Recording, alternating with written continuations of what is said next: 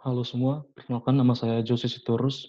Di sini saya akan mempresentasikan hasil kerja praktek yang saya laksanakan selama melaksanakan kerja praktek di PT Rekayasa Industri pada tanggal 22 Juni sampai 5 September. Di sini saya mengambil judul Sistem Produksi Nitrogen dengan menggunakan nitrogen generator pada proyek JTB GPF dengan supervisor bernama Dimas Happy Setiawan dan pembimbing KP Ibu Alfriska Silalahi.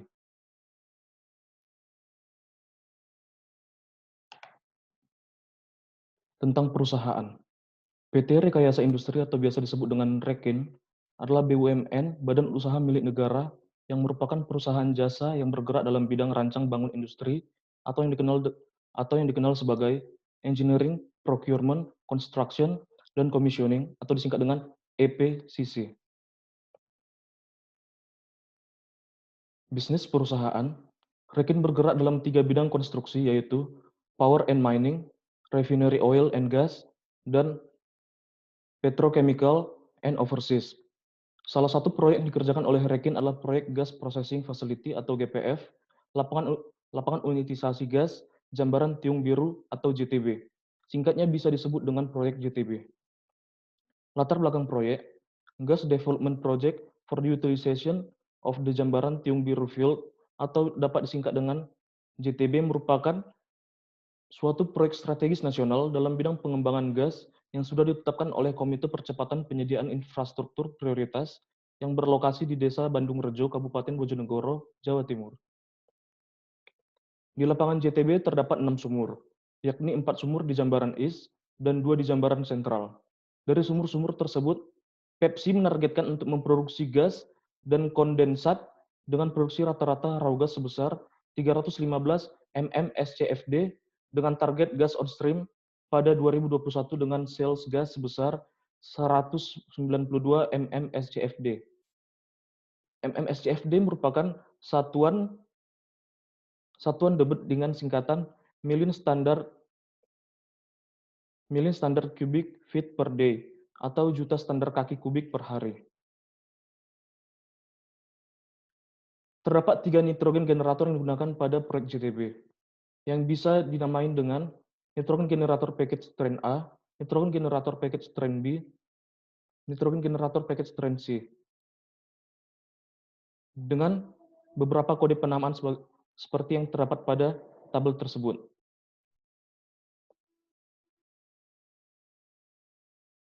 Spesifik nitrogen yang akan dihasilkan dari nitrogen generator yaitu dengan capacity 0,39 mmscfd untuk satu package, total capacity 1,17 mmscfd untuk ketiganya, dengan kemurnian lebih besar dari 99,5%. Dew point maksimalnya minus 40 derajat Fahrenheit pada setiap ATM-nya. Dengan discharge pressure yaitu 120, 118, ataupun 110 PSIG. Spesifikasi bahan baku. Bahan baku yang digunakan sini merupakan udara bebas yang telah mengalami filtering sebelumnya. Dengan pressure sebesar 145, 143, maupun 125 PSIG, dengan suhu 122 derajat Fahrenheit, flow rate 1,39 mmscfd untuk satu package, dan total flow rate adalah 4,17 mmscfd untuk ketiga package. Sistematika produksi nitrogen. Di sini adalah beberapa komponen yang terdapat dalam nitrogen generator tersebut, yaitu adalah water separator and pre-filter, nitrogen generator, nitrogen buffer tank, after filter, oxygen analyzer, pressure transmitter, flow indicator, alarms, dan shutdown. Water separator dan pre-filter. Water separator dan pre-filter berguna untuk menyaring udara dari uap air, debu udara, dan partikel padat, organisme mikron, kadar dan skala pipa, dan kontaminasi partikular lainnya. Semua filter harus diperiksa setiap 3 bulan, dan elemen diganti setiap 6 bulan ataupun ketika differential pressure mencapai dP tertinggi, yaitu 1 PSI. Untuk water separator, dengan dP tingginya yaitu 3 PSI, untuk pre-filter dari indikator tekanan diferensial. Saat tekanan diferensial mencapai dP tinggi, alarm akan hidup karena adanya differential pressure transmitter dan akan ditampilkan di HMI. Nitrogen generator. Nitrogen generator dipasang untuk produksi N2 melalui pressure swing absorption.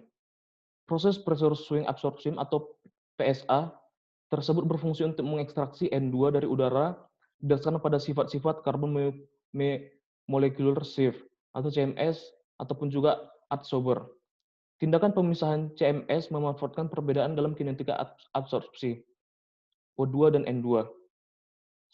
CMS atau adsorber memiliki pori mikro di permukaannya dan menyerap O2, CO2, dan H2O masuk ke dalam lubang tersebut secara selektif di bawah tekanan tertentu. Setelah proses adsorpsi, adsorber dibuat ulang dengan menurunkan tekanan. Berikut adalah gambar dari CMS atau carbon molecular shift. Dan sini terdapat dua adsorber yang gunanya nanti untuk memproduksi N2. Berikut adalah simulasi proses produksi. Untuk step 1 bisa kita lihat pada gambar keterangannya. Pada tahap ini valve PP9453 yaitu ini dan PV9454 yaitu ini terbuka dan berfungsi untuk membuang residu gas yang terdapat dalam kedua adsorber dan kondisi ini dilakukan selama 15 detik. Bisa kita lihat di sini terdapat warna orange. Di sini merupakan residu gas-gas yang telah dibuang, yang akan dibuang. Residu ini berasal dari sisa-sisa pengerjaan ataupun produksi pada produksi sebelumnya. Pada step 2 bisa kita lihat dari gambar. Pada saat ini, pada tahap ini valve PP9450 yaitu ini dan PV9456 ini terbuka dan memasukkan udara dari tangki udara menuju adsorber. Dari sini menuju adsorber 1. Dan pergerakan udara langsung menuju ke buffer tank, yaitu ini buffer tank.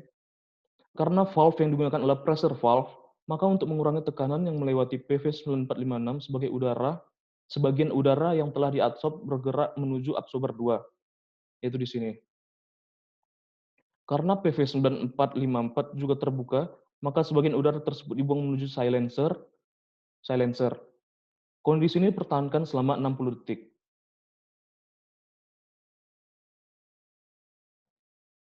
Step 3, pada tahap ini valve PP9455 ini dan PV9452 ini terbuka pada kondisi ini. Terbuka. Pada kondisi ini berfungsi untuk menyamakan tekanan antar udara antar kedua adsorber. Bisa kita lihat di sini tekanannya kedua adsorber akan menyamakan tekanan untuk kedua masing-masing. Tujuan dari penyamaan tekanan ini adalah untuk memaksimalkan proses aliran udara sehingga adsorpsi dapat terlaksana dengan baik. Kondisi ini dipertahankan selama 4 detik. Step 4, pada tahap ini valve PP9451 ini PP9451 dan PV9457 ini terbuka dan memasukkan udara dari tangki udara menuju adsorber 2. Dan pergerakan udara langsung menuju ke buffer tank. Karena valve yang digunakan adalah pressure valve, maka untuk mengurangi tekanan yang melewati PV9457 ini, sebagian udara yang telah diadsorpsi bergerak menuju adsorber 1 dan mengalami desorpsi. Karena pada tahap sebelumnya kedua adsorber telah menyamakan tekanan. Karena PV9453 juga terbuka, ini, maka sebagian udara tersebut dibuang menuju silencer. Kondisi ini dipertahankan selama 60 detik. Jadi bisa kita lihat pada tahap ini, udara masuk dari air tank dan mengalami adsorpsi pada adsorber 2, dan setelah mengalami adsorpsi, udara yang dihasilkan akan tertampung di buffer tank. Untuk sisa-sisa udara akan kembali lagi dan mengalami desorpsi melalui adsorber 1 dan akan dibuang melalui silencer. Step 5, pada tahap ini valve PP9455 dan PV9452 terbuka. Pada kondisi ini bisa juga kita lihat kedua absorber akan menyamakan tekanannya masing-masing. Hal ini sama dengan tahap sebelumnya, yaitu pada step 3.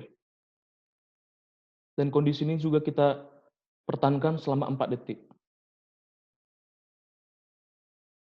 Dan ini pada step 6, pada tahap ini valve PP9450 dan PV9456, 9450 dan 9456 terbuka dan memasukkan udara dari tangki udara menuju adsorber 1. Adsorber 1 dan pergerakan udara langsung menuju ke buffer tank.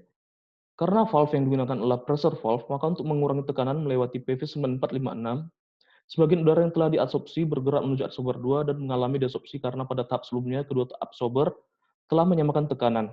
Karena PV9454 juga terbuka, maka sebagian udara tersebut dibuang menuju silencer.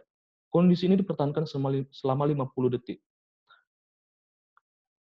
Pada step ini juga bisa kita lihat adanya persamaan dengan step sebelumnya, yaitu pada step 4. Di sini bisa kita lihat perbedaannya hanya pada adsorber. Yang tadi sebelumnya pada step 4, adsorber untuk memasukkan ataupun yang mengalami adsorpsi yaitu pada adsorber 2. Namun sekarang terjadi pada adsorber 1. Baru inilah tahap X ataupun tahap pengulangan. Tahap yang diulangi di sini adalah dari tahap 3 sampai tahap 6 dan akan terus diulangi hingga kemurnian nitrogen yang didapatkan mencapai 99,5%. Namun jika kemurnian tersebut belum tercapai, maka nitrogen yang dihasilkan akan terbang melalui fan valve. Fan valve yaitu di sini. Jadi bisa kita lihat ini kondisinya sama dengan step sebelumnya, yaitu step 6. Namun karena kita harus menghasilkan nitrogen dengan kondisi 99,5% dan akan ditertampung di buffer tank ini, maka kondisi absorpsi akan dilaksanakan secara berulang-ulang untuk setiap absorbernya.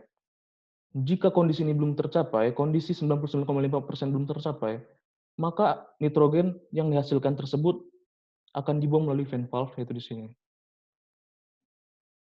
Seluruh proses yang terjadi pada valve diatur melalui PLC dan valve limit switch untuk memberikan informasi mengenai status pada setiap valve. Jika terjadi kesalahan selama proses produksi, maka informasi error akan ditampilkan melalui HME dan segera mematikan seluruh sistem produksi. Sebelum mematikan seluruh sistem PLC, sebelum mematikan seluruh sistem, PLC akan mengatur keadaan valve pada tahap 1 atau evacuation. Tahap 1 yaitu yang di sini, pada saat membuang seluruh residu pada absorber. Untuk mengeluarkan terlebih dahulu seluruh gas yang tersisa dalam absorber. Namun selama error tidak ditemukan, maka nitrogen akan dapat terus diproduksi. Kemudian buffer tank. Nitrogen buffer tank dipasang di sisi hilir nitrogen generator, dan ukurannya disesuaikan agar memaksimalkan kerja dari nitrogen generator. Nitrogen buffer tank dirancang dan ukurannya disesuaikan hanya untuk melakukan switching ataupun pertukaran absorpsi yang tadi, dan menyamakan tekanan di antara kedua absorber dan isi ulang.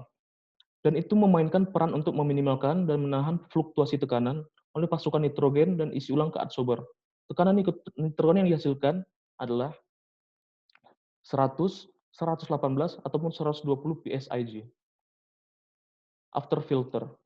Komponen ini berfungsi untuk menghilangkan kontaminasi partikulat dengan laju ukuran partikel yang ditentukan untuk memastikan kemurnian nitrogen yang dihasilkan. Semua filter harus diperiksa setiap 3 bulan dan elemen diganti setiap 6 bulan atau ketika differential pressure mencapai dP tertinggi, yaitu 3 psi, dari indikator tekanan diferensial. Ketika tekanan diferensial mencapai dP tinggi, alarm akan hidup yang dipancarkan melalui differential pressure transmitter dan ditampilkan melalui HMI. Lalu oksigen analyzer. Kandungan oksigen dalam nitrogen yang dihasilkan dari nitrogen generator akan diukur secara konstan dan dapat dibaca dari oksigen analyzer. Pertama-tama akan menghidupkan alarm jika kandungan oksigen melebihi set point, yaitu 1% untuk O2. Nitrogen yang tidak sesuai spesifikasi akan dikeluarkan secara otomatis dengan membuka katup ventilasi atau fan yang tadi kita lihat dan menutup katup produksi. Pressure transmitter.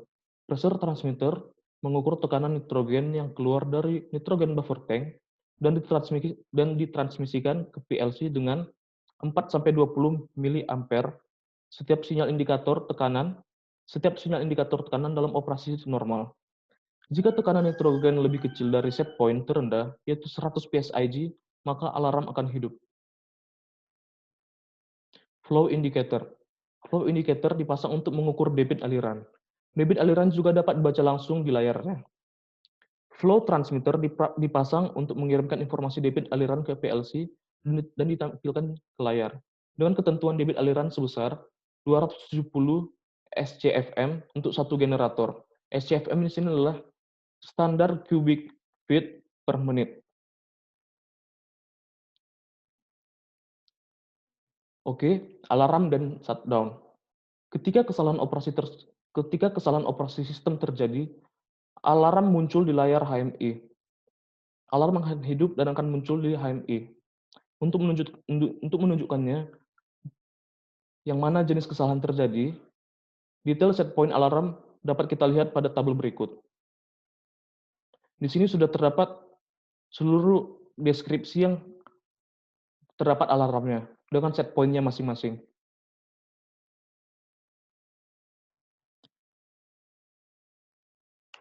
Selama kendala yang saya hadapi di sana, yaitu pembangunan nitrogen generator sendiri masih berada dalam tahap pembangunan fondasi. Karena pada proyek itu sendiri, fase yang dilakukan masih fase konstruksi. Dan untuk bagian sistem sendiri itu belum ada dibangun. Sehingga untuk supervisor hanya memberikan desain 3D-nya aja, agar pemahaman mengenai nitrogen generator tersebut dapat lebih optimal.